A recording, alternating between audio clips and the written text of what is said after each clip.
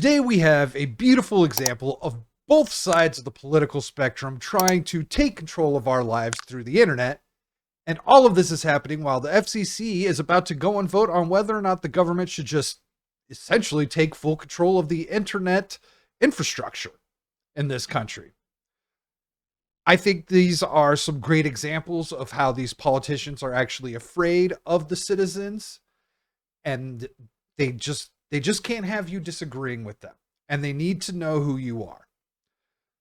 So in our first example today, we have presidential hopeful Nikki Haley.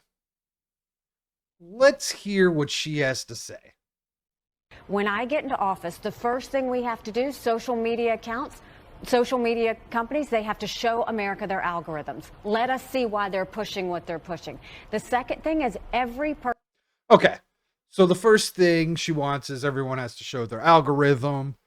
Let them see how and why they're pushing what they're pushing in front of our eyes. I like this idea.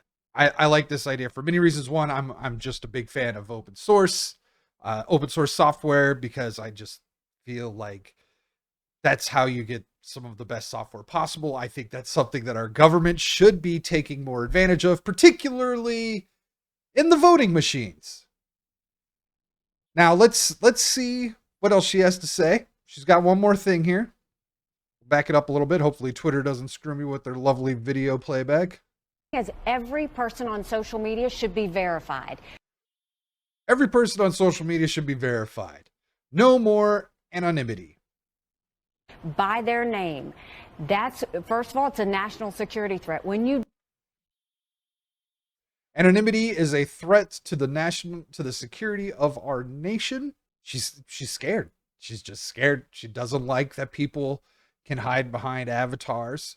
Oh, you know what? She probably gets roasted after the last debate. Do that. All of a sudden, people have to stand by what they say, and it gets rid of the Russian bots, the Iranian bots, and the Chinese bots. Really?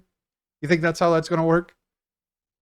You think just because America makes some sort of rule about no anonymity, that I guess you force the social media companies, you just more strong arming, more regulations of how to run that, making that industry harder for a new up and comer to break into, because now they have to worry about all this other crap to build. Instead of just building a great tool, they have to appease the government.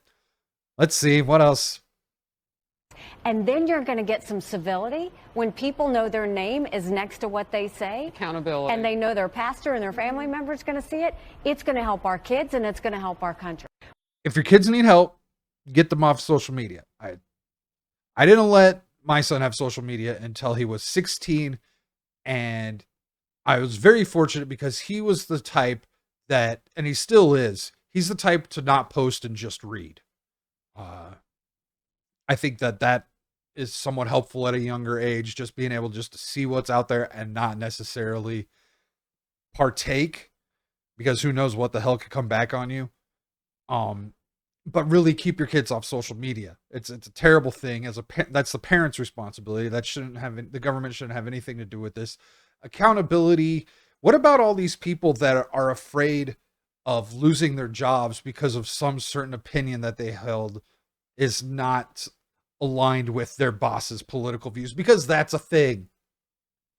Anyways, Nikki Haley thinks you should no longer be allowed to be anonymous on the internet, because you are a risk to this country's security.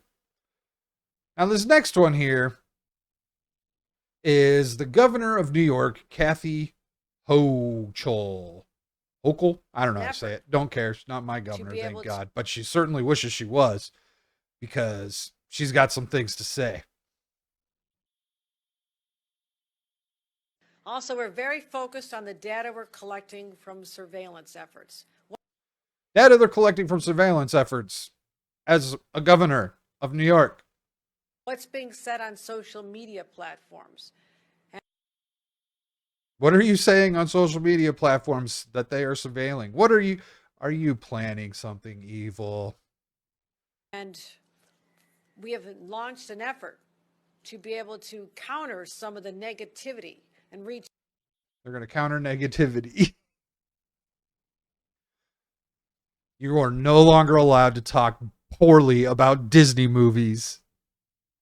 Reach out to people when we see hate speech being spoken about on. And there it is. Hate speech. Daily reminder, there is no such thing as hate speech. You can't label speech. When you start labeling speech, that is impossible to completely define, because the human brain and the process of ideas and being able to talk about things, like, you literally cannot say the N-word in reference to the N-word itself, which is asinine.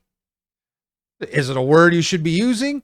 Not all the time, but if you're having a professional conversation about speech in general and use that word in reference to the word itself, that's not a crime. Anyways, using it in a manner of calling somebody that is not a crime. It's a terrible thing to say, just like there's plenty of other terrible things to say that don't necessarily have to be in racial connotation. So how long until those are hate speech? Let's see what else she's got. Online platforms. Our media analysis, our social media analysis unit has ramped up its monitoring of sites to catch incitement to violence, direct threats to others. And all this sounds just like the UK, and they're complete. And the thing is, when governments do this, is it's so overstepping of what they say that they're going to do. They can't restrain themselves. And what is hate speech? Is saying Trump 2024 going to be considered hate speech because he is got all this other crap going on in the court systems? Is saying FJB going to be considered hate speech? Let's go, Brandon. Is that going to be considered hate speech? This is why you can't do this. in response to our desire, our strong commitment to ensure that not only do New Yorkers be safe, but they also feel safe, because personal security is about everything for them. As I said, no one walking down the street or in a subway should feel they have to hide. Wait, what was that? She slipped up there. Feel safe, because personal security is about everything for them. As I said, no one walking down the street or in a subway should feel they have to hide any indications of what their religious beliefs are. There's a lot of people on the New York subway wishing they could hide right now. Terrible example, woman. You have you are so out of base of reality. There's people wishing they could hide on the subway all the time and not be seen because your state is dangerous. Okay? I'm like looking right at the screen like I'm talking to her. This is great. We expect to see people celebrating their lives, walking about freely. And that is no longer the case because people are living in fear. They have a right to do whatever. The people walking down the streets of New York are not living in fear because of what's being said on the internet. Okay? They're living in fear because you've let crime go rampant in your state. And I know it was bad before you got there. There was the other dude, and then there's the mayor of New York City. It's all of your faults. Every last one of you. This is asinine. They're out of touch with reality. That's the only thing I can see here. They are she is just lost. And she's trying to figure out something that sounds good. And so she wants to come up with this thought police. She wants to thought police the internet for New Yorkers. And you know what? Where's the overreach on that? If I'm talking to someone in New York, are you just going to start watching my messages too now?